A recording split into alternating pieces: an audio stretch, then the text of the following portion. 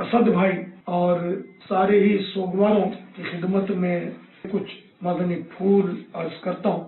خاتم المرسلین رحمت للعالمین صلی اللہ تعالی علیہ وآلہ وسلم کا فرمان رحمت نشان ہے، جو اپنے ماں باپ دونوں یا ایک کی قبر پر ہر جمعہ کے دن زیارت کے لیے حاضر ہو، اللہ عز و جل اس کے گناہ بخش دے گا اور ماں باپ کے ساتھ بھلائی کرنے والا لکھ دیا جائے گا۔ جو بنیت ثواب اپنے والدین دونوں یا ایک کی قبر کی زیارت کرے، حج مقبول کے برابر ثواب پائے، اور جو بکثرت ان کی قبر کی زیارت کرتا ہو، فرشتے اس کی قبر کی یعنی جب یہ فوت ہوگا زیارت کو آئے۔ والدین کی قبروں پر حاضریاں دینی چاہیے، اگر مقصود اللہ کی رضا ہو، اچھی اچھی نیتیں ہوں تو ثواب ملے گا، اور رسمی طور پر اگر گئے تو ثواب کی کوئی امید نہیں۔ اچھی نیت ثواب کے لیے شرط ہوتی ہے۔ شعب الایمان کے حوالے سے ایک روایت لکھی ہے، جب تم میں سے کوئی کچھ نفل خیرات کرے تو چاہیے کہ اسے اپنے ماں باپ کی طرف سے کرے، کہ اس کا ثواب انہیں ملے گا، اور اس کے یعنی خیرات کرنے والے کے ثواب میں کوئی کمی بھی نہیں آئے گی۔ الکامل لابن عدی کے حوالے سے لکھا ہے، جو شخص جمعہ کے روز اپنے والدین یا ان میں سے کسی ایک کی قبر کی زیارت کرے اور اس کے پاس سورہ یاسین پڑھے، بخش دیا جائے۔ آپ نے ملاحظہ فرمایا کہ بڑی پیاری پیاری روایتیں نقل کی گئی ہیں، یہ تو میں نے چند آپ کی خدمت میں عرض کی، ورنہ ماں باپ کا معاملہ تو بہت ہی اہم ہے۔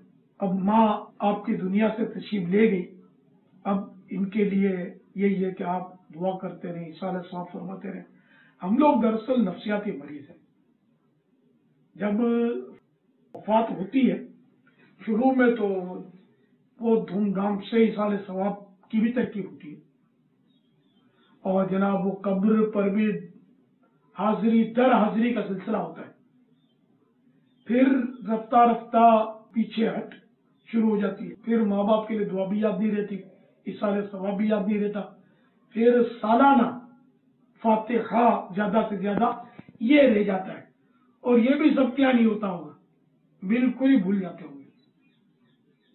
ایسا نہ کریں، جب جب دعا کریں یاد آنے پر دعا ماں باپ کے لیے بھی کر دیا گئے، اور جب جب اصالہ ثواب کریں تو اپنے والدین کو نہ بھولا کریں، ان کے لیے ضرور اصالہ ثواب کیا کریں۔ اللہ تبارک و تعالی ہمیں اپنے ماں باپ کا قدردان بنائے، ان کے لیے دعائیں مانگنے والا بنائے، دنیا سے جانے کے بعد بھی ہماری طرف سے ان کو کوئی دکھ نہ پہنچے، اس کا ہم کو خیال رکھنے والا بنائے۔ اس ضمن میں میری مدنی التجا ہے کہ آپ تو چونکہ رکن شورا ہیں، بڑا وقت دیتے ہیں دعوت اسلامی کے لیے، اللہ اور توفیق دے۔ میری مدنی التجا ہے کہ جلدی جلدی وقت نکال کر، زیادہ نہیں تو کم از کم 12 دن کا مدنی قافلہ خود بنائیں، جس میں بنفس رفیس آپ بھی شریک ہوں۔ امی جان کے احسان ثواب کے لیے کر کے مجھے اس کی خبر بھی دیجیے، خوشخبری۔ اللہ تعالیٰ امی جان کی، آپ کے والد صاحب کی، آپ کی، آپ کے گھر والوں کی اور مجھ گناہگار کی بے حساب مغفرت فرمائے۔ پیارے محبوب صلی اللہ تعالی علیہ وآلہ وسلم کی ساری امت کی مغفرت فرمائے، آمین بجاہ النبی الامین صلی اللہ تعالی علیہ وآلہ وسلم۔ شیخ طریقت امیر اہل سنت نے امی جان رحمت اللہ تعالی علیہ کی تعزیت کے لیے اپنی دعاؤں سے بھی نوازا، بہت سے ارشادات سے بھی نوازا۔ امی جان امیر اہل سنت سے بہت زیادہ محبت کرنے والی تھی۔ 10 جمادی الاول 1434 سن ہجری میرے بڑے بھائی جان کا انتقال ہوا۔ امیر اہل سنت نے اس موقع پر بھی مکتوب کے ذریعے تعزیت فرمائی تھی۔ امیر اہل سنت کا عطا کردہ مکتوب امی جان اس کو چومتی، آنکھوں پہ لگاتی. گھر والوں کو ارشاد فرمایا تھا کہ اس کو سنبھال کر رکھیں. بہت بڑی قیمتی اور بہت انمول چیز ہے جو میرے اہل سنت کی طرف سے یہ عطا کی گئی. اللہ تعالیٰ میرے اہل سنت کی دعائیں امی جان کے حق میں جو انہوں نے فرمائیں وہ اپنی بارگاہ میں قبول فرمائے. میں اسد مدنی صاحب کا بڑا بھائی ہوں.